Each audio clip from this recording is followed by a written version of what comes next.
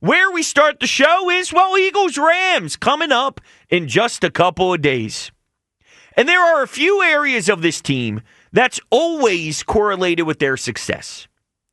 The defense, the offensive line, Saquon Barkley. And you could even make the argument that you have the best defense in the league, the best offensive line in the league, and the best running back in the league. Not that they're great, but the best in the league. But we need to add something to that mix that isn't as highlighted as it deserves to be. It deserves to be highlighted more, I should say. And that is Jalen's ability to not turn the ball over is just as important in my eyes as our defense. I learned a lot when watching the wild card round. I saw Jordan Love fail miserably. I saw Justin Herbert get overwhelmed. Baker Mayfield with a disastrous fumble, and it wasn't anything that Washington did. He just straight up failed on an exchange on a standard, typical run play, and of course, the Commanders took advantage of that. And I also watched Sam Darnold down the back stretch fall apart insanely.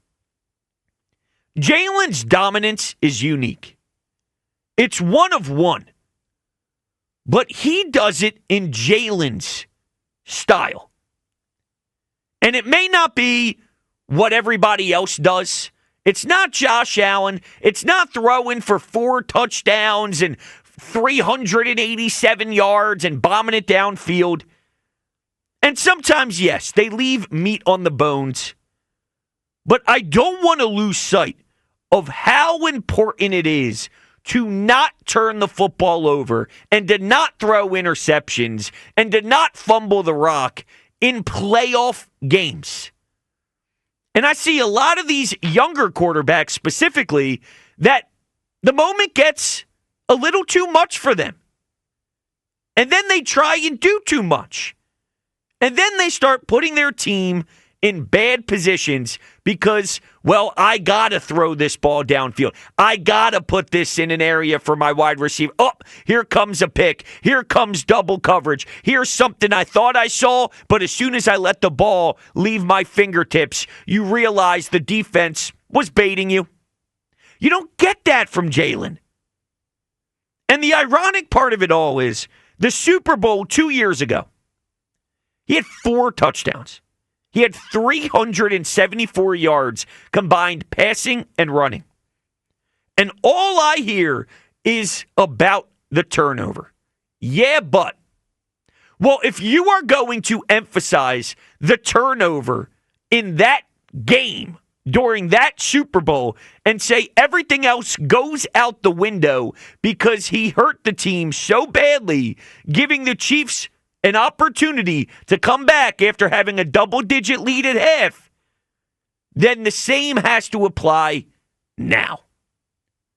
The same emphasis you put on that 1 turnover has to be put on the 0 turnovers he has against Green Bay and the 0 turnovers I expect to see against the LA Rams. And maybe they are asking him to maybe stop taking certain risks because they feel it's not worth it. Maybe the coaching staff in Kellen Moore and Nick Sirianni wants Jalen to do it.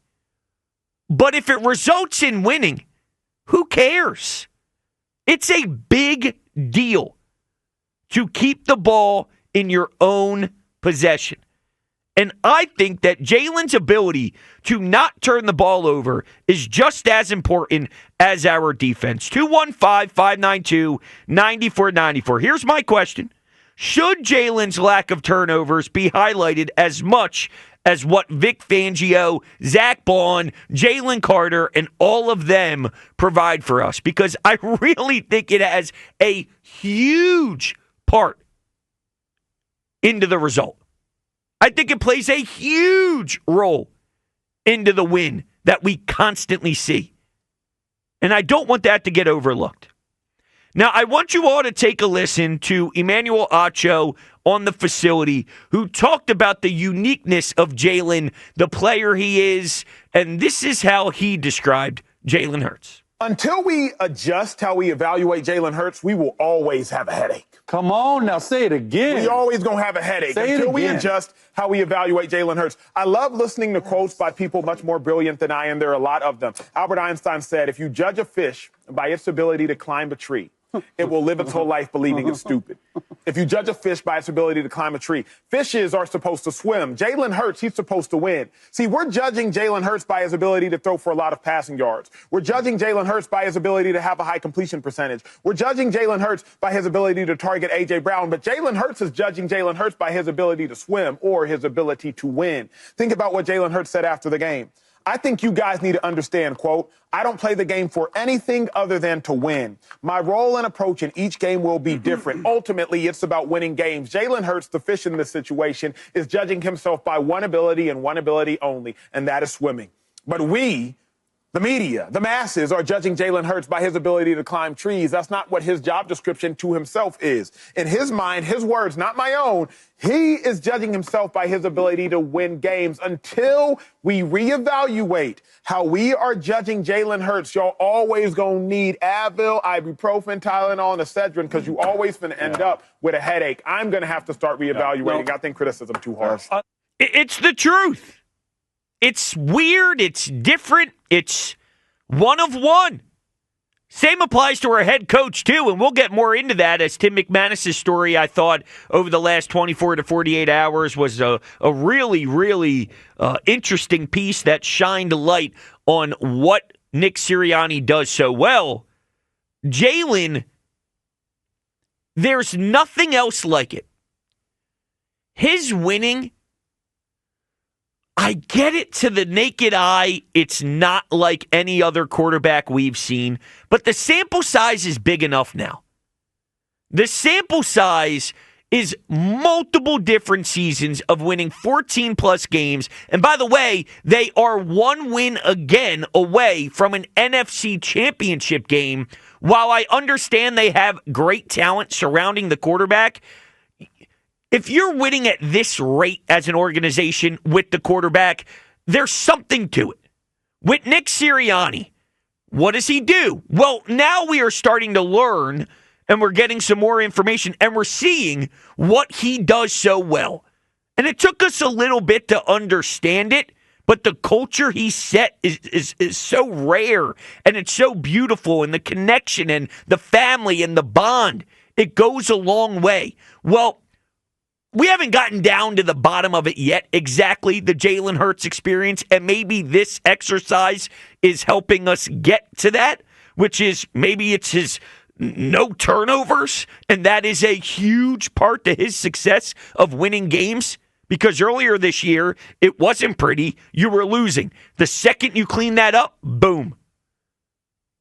And I thought it was weird that he turned it over as much as he did at that particular time because, well, when he entered the league, he started off so strong, not turning the rock over. It normally is you turn it over a ton and then you understand the league with knowledge and film and all that, and you eventually weave out some of those issues until you become the most polished version of yourself. But you don't start being great at not turning it over, then get ugly, and then it goes backwards. So I figured, I know his skill set is keeping possession of the football in the hands of the offense. And I believe it is so important to this playoff run. It is just as important as any other part of this team that we correlate with their success. The O-line, Saquon Barkley, and the defense. What say you? 215-592-90 for 94. Buzz is producing the first hour of the program. Buzz, your thoughts on my emphasis on the lack of turnovers? Am I putting too much appreciation on it? Am I appropriately? Yeah, appropriately going at it. How do you see it? So here's why I cannot co-sign what you're saying and why I do not believe it's equal to, say, the importance of the defense or the importance of Saquon Barkley, is because while it is important, while him not turning the ball over is critical to their success, and I appreciate the point Emmanuel Acho is trying to make there, though I don't think it necessarily applies. I was thinking of a better analogy here while I was listening to him and you speak, and I think it's a lot like say there was like a relay race. There were four guys in a relay race, and they're competing for the Olympics, and they're going through all the preliminaries, and they have the fastest, second fastest, and third fastest guy in the world, and then they have like the 40th fastest, right? And they just say to that guy, listen, don't try and run your heart out, just don't trip. Just don't screw up, and the three of us will carry the rest of the load, and we'll be just fine. And that was good enough to go through the preliminaries. That was good enough to get through all the group stages. But when it came to the gold medal match, they needed that guy to run a little bit faster than he is. And his deficiency, which wasn't previously a problem, is now a problem. That's kind of how I feel about Jalen Hurts. What he's doing right now, yes, he's winning. But is he the reason they're winning? The reason why I can't equate the defense and what he does is because the reason he's allowed to just have the mindset or be coached or whatever you want to say to just basically not turn the ball over is because of the defense. There is no one without the other. Is because of running back Saquon Barkley, because he has the best receiver duo in the league. It would not be possible for him to play like that and win this much unless he was surrounded by the best roster in football. And that it is good enough to and again, the quarterback's the best position, or not the best position, the most critical position in all of sports. That is good enough to get to this point. It's good enough to win 14 regular season games. It's good enough to get you to the divisional round, probably good enough to get you to the NFC Championship game. It might even be good enough to get you to the Super Bowl. But when they're in the Super Bowl against the Bills, the Ravens, the Chiefs, and the margin becomes razor thin, and you need that fourth guy in the relay team to be as fast as the other three, it could be a problem. Okay, listen, I understand where you're coming from. I just feel that Jalen has more of an impact on this winning than I'm not going to call you a Jalen hater because I don't think you're a hater. I understand there are some flaws within his game, but I think every single person on planet Earth has flaws within their game, and his get picked apart a little aggressively for my liking, and I had to learn to get here, by the way. There was once a time where with the head coach and the quarterback, I was confused, but then as I saw them play out week to week, I realized there's something to this, and if we're going through NFC Championship games, and at some point this is going to come back to bite us. How many times are we going to say that this is going to come back to bite us, or this is going to be what makes us fail, or, hey, if they stop Saquon, then they're not going to be able to win? We say that every week, yet we just constantly keep winning, and now we're one game away from an NFC Championship game. At what point is it no one can stop them, and Jalen is a part of why they can't stop? Because he does play a role in this. Like, you're the quarterback of a team that wins 14 games twice in a 3-year span. At some point, you got to admit that he has some role in this success. He does. He's just not the main reason. I've heard Spike make this point a number of times on the afternoon show. Listen, the Eagles have the number one defense in the league. They have the number one receiver duo in the league, the number one running back in the league, the number one offensive line in the league.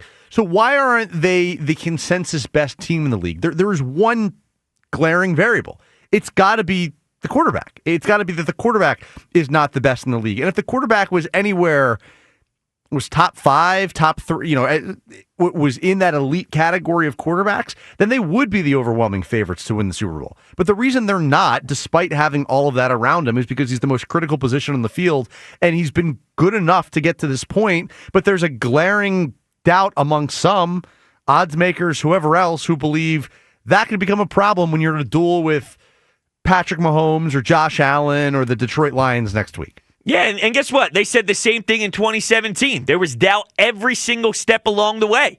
And I think the doubt it's because the way it looks for Jalen. It is a weird look. It's a weird eye test. But he really does win at a crazy rate. And just in fairness, to win the Super Bowl in 2017 took Nick Foles and that entire offense putting together one of the best offensive performances in NFL history. Mm-hmm. And if Jalen Hurts does that in the Super Bowl, then it'll shut everyone up forever. But he did have a day like that in the Super Bowl already. He did have a personal performance where he had 374 yards and 4 touchdowns in the Super Bowl. That's pretty remarkable. And then he also fumbled and they lost. Okay, yeah, I'm just saying. Now the turnovers matter.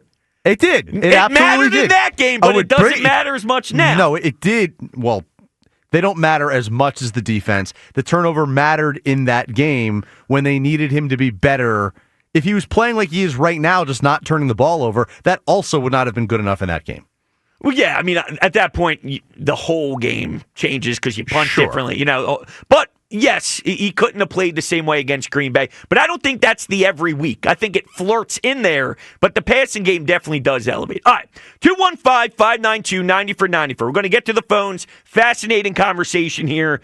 When it comes to Jalen Hurts, do you think that him not turning the ball over is just as important as our defense? Let's kick things off with Clint in Voorhees. What's happening, Clint? Yo, Brodes, how you doing, man? Good, how are you?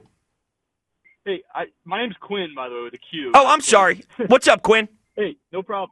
No problem. Hey, listen, when I look at Jalen Hurts and this team, I think this is a complete team, and I'm kind of tired of hearing this narrative that Jalen Hurts at some point is going to cost us because we really just haven't seen that yet.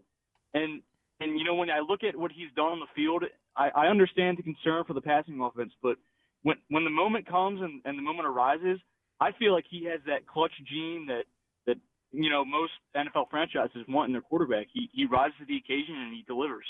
I couldn't agree more with you, Quinn. I feel the same way. It's like I almost related to this, and I've used this example before, but there are plenty of times where an NBA player has a really bad rough 3 quarters, and maybe he shoots 2 of 12 from the field, but then the fourth quarter comes, and there's 7 minutes left in a one-possession game, and then he knocks down 5 straight buckets, and I almost feel that when Jalen's in the fourth quarter, no matter what happened in the first 3 quarters, whether the offense stalled, whether the offense did great, no matter what it is, he does enough to be clutch in the fourth quarter 95% of the time when he needs to be. He'll put together a 10-minute drive in the fourth quarter against the Steelers. He has that I'm not afraid of the moment gene, which we saw 4 quarterbacks struggle with in the opening round. Right. And Jalen Hurts is a quarterback that has consistently been doubted in college, doubted coming into the NFL with the draft. He was a second-round draft pick. We had Carson already. People were doubting even taking him.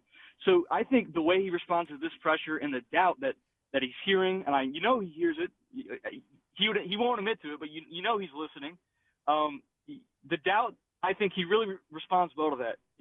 Oh, I definitely agree with you. And it's funny. He calls it rat poison, and that's a Nick Saban thing. Yet he 1,000% uses that to his advantage because when they played, I believe it was Pittsburgh, didn't he sit down at the press conference and say, "Isn't that what you guys wanted to see?" After we all wondered if they could throw the ball. So he does hear it, and he says he doesn't, but I guess that's probably the right way to attack it. Right. Hey, listen, Brodes, that's pretty much all I have for you. But I've been a huge fan of yours ever since I found you on YouTube all these years ago, and now seeing you here, it's great. And, hey, listen, go Profs as a fellow Rowan student. Oh, well, thank you so much, Quinn. I appreciate that. Thank you for the kind words. That's right. Rowan, baby. Rowan proud. Unfortunately, Buzz, our Rowan team did not take down a top-seeded squad tonight in college basketball. Who was Rowan playing? I have no idea. Didn't Temple win a big game tonight? Oh, yeah, they did. I thought that was a joke that Rowan actually lost a big. Yeah, no, it was a joke that I don't know what the joke was. It sucked. Yeah, Temple got a big win over Memphis. All right, let's go to Jacob in Kentucky. What's up, Jacob? What's going on, bro? Yo, man, what's happening? So I'm going to address your question. I think that limiting the turnovers is super important, but I think from the perspective of Jalen Hurts, I think what matters even more is his ego and being able to temper the expectations that are, lapped upon him to be this type of player that is more concerned with his productivity than actually performing in the moments where it's most important, and to get to that second pitch where when people aren't expecting Jalen Hurts to be an elite quarterback, he is, and it catches a lot of teams off guard. And I feel like it's been lost in not just fans, but what national media is presenting the argument as is that he's been, inconsistent when it comes to in times of crisis when Philadelphia needs to score points offensively, he's incapable of getting it done. And I don't understand what people have been seeing all year. I think that there have been times where the passing game obviously hasn't been super productive, but I think it's incumbent upon the opponent to actually get us to that pitch for us to have to then make up for those questions that people have about Jalen Hurts. It takes more than, the game plan being, let's stop Saquon Barkley. Well, no team has been able to, other than Pittsburgh to some extent. And look what happened. Yep. And Jalen had a great day that day. He had what?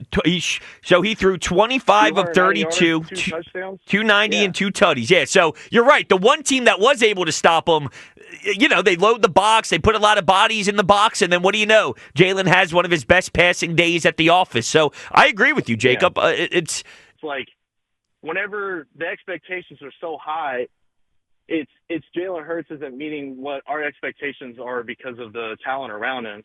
But then whenever he plays at that, it's like, why is there no consistency? It's almost like he can't win regardless of how it looks whenever they do win or whenever they do have a pretty good offensive performance. And I would argue that a lot of quarterbacks would be as good as Jalen is this year in this offense, but it takes a special player to recognize that the role that Jalen Hurts plays is what you need when it comes down to the most high-pressure situations to ratchet up their performance and make the play that's necessary to win the game. Nobody else does that better than Jalen Hurts, Josh Allen, Lamar Jackson, and Patrick Mahomes. And those are the 4 quarterbacks you would expect to be in the game at the end of the year, fighting for the ultimate goal. And I think that the entire team as a whole has that as their focus. And you see it all across the board where there's selfish points that needed to be let go throughout the season, like with Saquon and the record-breaking performance on the line.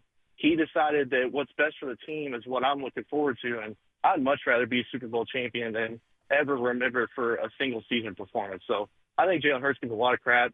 Obviously, Emmanuel Acho is 100% correct, and I think you've also come around to the way I see it, where to me it's all about the wins. And if Jalen Hurts was the reason Eagles would lose, everybody would be able to identify that. But I've yet to see it. Let's see it first, and then we'll talk about it. Yeah, listen, Jacob, I agree. I appreciate the call for sure. And yeah, I mean, all we do is say, if you need him to do this, you're going to lose. If you need him to do this, you're going to lose. If you need him to do this, you're going to lose. I don't see them lose. I don't see the time they lose is when he got knocked out of the game, and they shouldn't have lost because Devontae Smith should have caught the ball with Kenny Pickett. It's not like I'm unaware of what the people say who have questions about him. I get it. I would want the passing game to be better than what it is right now too. But I don't want it to go so extreme that we think Jalen stinks or we think Jalen can't handle X, Y, and Z.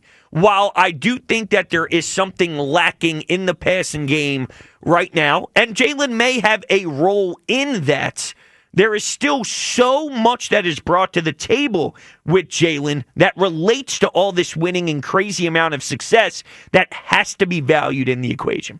215-592-9494. Jalen's ability to not turn the ball over is just as important to me as the defense, and I'm curious how you feel about that. Coming up next, Jalen as a leader, something he does that matters so much. And I mean so much. It's a huge part of the brand the Eagles play. I'll tell you what that is. It's Brodes as we're just getting started here on 94 WIP. Jalen Hurts. He is a controversial one. I think his ability to not turn the ball over is just as important as all the other key elements of this football team. Offensive line, the run game, the defense. The fact that he doesn't put the ball in harm's way and give the other team short fields. And, let's say you have a miscommunication and then there's something horrible that happens, like a bad handoff to Saquon, and then the other team gets to work right at your 6-yard line or something after you get pinned back. That would be horrendous. That would be handing the other team a free 7 points. The fact that Jalen doesn't do it after watching the wild card weekend, I just saw a lot of quarterbacks get overwhelmed by the moment. And I don't want to lose sight of, we have someone who's cold-blooded. And there are a lot of quarterbacks that make irrational decisions because they feel the pressure. And our quarterback doesn't feel the pressure, which then equals he doesn't make boneheaded decisions with the football when the lights shine bright. And that goes a long, long way when you think about winning at this time of the year. 215-592-9494. We're going to get back to the phones here. I did mention, though, Jalen as a leader and something that he does that matters so much to the fabric and the identity of who they are. A.J. Brown is a loud personality. Not a bad one, but a loud one. And a lot of wide receivers are. Devontae, not as much in the scale of wide receivers, too. Definitely nowhere even close to being on the diva side of things. But I think my overall point here is Jalen's attitude about the obsession of just flat out getting the result that matters most. I think that bleeds into a lot of others. If it wasn't Jalen and the way that he approaches wins and wins only and keeping the main thing, that's the quarterback's message. If it was somebody else and the passing game didn't work as well as they would like, would AJ lash out more? Would he be more aggressive? Would he be louder with his frustration? If it wasn't for his relationship with Jalen, the way Jalen connects with some of his guys, all of that. Because I feel it's something that you can't really see on a box score. It's something that you can't see written down in stats. But the way he goes about his business defines the way that someone who we know is willing to talk, like AJ, and willing to be outspoken and willing to tell you how he feels. Knowing the passing game still has some to be desired, you'd think AJ would be louder. I don't think I'm going too far or too extreme to say that. And the fact that he isn't, I really believe that Jalen as a leader, it's the intangibles, it's the little things, it's just the way that he works, his work ethic, the demeanor, all of it. And that is a part of the Jalen Hurts experience that you don't get when it's somebody else. And I don't want to lose sight of that either. It's different. You got to get comfortable with being uncomfortable. But you also got to realize that there's something special about the way Jalen Hurts operates as a leader and a quarterback. It's strange, but it is top tier. There's something about it that works. His obsession with winning, it's just, sometimes I'm almost lost for words with it, but it's undeniable when you see it out there every single week. It's whatever needs to be done on that day, he does enough. So if they only scored, 22 points against Green Bay, if Green Bay scored 24, I think Jalen would have found a way to score 27. If Green Bay scored 27, I think Jalen would have found a way to score 30. It's weird. It's bizarre. I'm with you.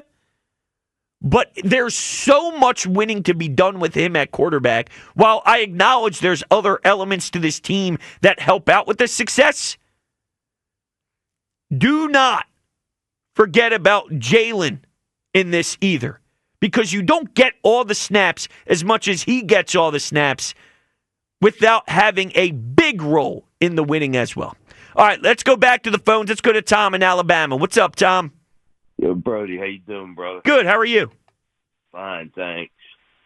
I think a lot of it has to go back to Nick Saban and the University of Alabama because he would have recruited him personally. He's kind of like a directing traffic out there, and so to speak, Hurts. He's going to do what he has to do for the team to win. And like that previous caller said, I'd rather them win the Super Bowl and him play however like this compared to the 2022 when he had his breakout season. But that turnovers are half the battle. I mean that's so important. Look what happened the other day when Love just throws and passes up. Mm-hmm. Absolutely. And you saw it from all the quarterbacks. Seriously, all these quarterbacks, Justin Herbert, They got overwhelmed by the moment. And maybe Jalen misses a throw or two that he would like to have back, and he hesitates because he's worried about turning it over, and instead it's thrown out of bounds, and it's just live another day type of thing. But you know what? If the alternative is 3 interceptions or 4 interceptions like you saw some of these guys throw, you know what? I'll take another down. So what? You missed a shot that could have got you 10 yards or intercepted. You know what? I've seen the alternative from some of these other quarterbacks, and I trust Jalen right now with his decision-making. I do. Well, I think, I love to know how many times he's either told someone or said to himself, I thought they took their football serious in Alabama. You see, the deal is with the passing game is he's got guys like Brown and Smith and not using them as much. People are wondering, well, that's what we got Barkley for. But I do think he does hold the ball a little bit too long and needs to work on that and stay inside that pocket and step up into it. And even maybe the Eagles could run a double tight end set. If they're going to throw short passes, they need to throw it in the middle of the field. For instance, Goddard the other day, which I said he needed to be involved. And, he seems to have some kind of deal with Hurts, to whether it be the 2-minute deal or, just for instance, when they got down and watched the other day when Green Bay made it 16-10, he took the Eagles right down the field. If they go to Detroit or whatever, and if they get behind, they need to run the hurry up with him because he seems to do well in the panic, so to speak. You know what I'm saying? Yeah, I like the point that you brought up, Tom, and I appreciate it. I forgot we're breaking here, and I got used to the longer segments, so shame on me. But I do like the point that you brought up just in regards of it's 16-0. What do you do in a big moment? Well, you go downfield and you make sure it's a 2-possession game. It's a big deal. 16-0, you go downfield, you get a field goal, 19-0, boom. Big deal. You needed it there. Because if not, then you're starting to sweat. All right, then you're starting to get into a little hairy situation. But no, 16-0, you get the ball. What do? 19-0, boom. Big deal. Can't lose sight of that either. 215-592-9494. I see you all on hold. I promise I'll get to you. Jalen's ability to not turn the ball over is just as important as our defense. What say you?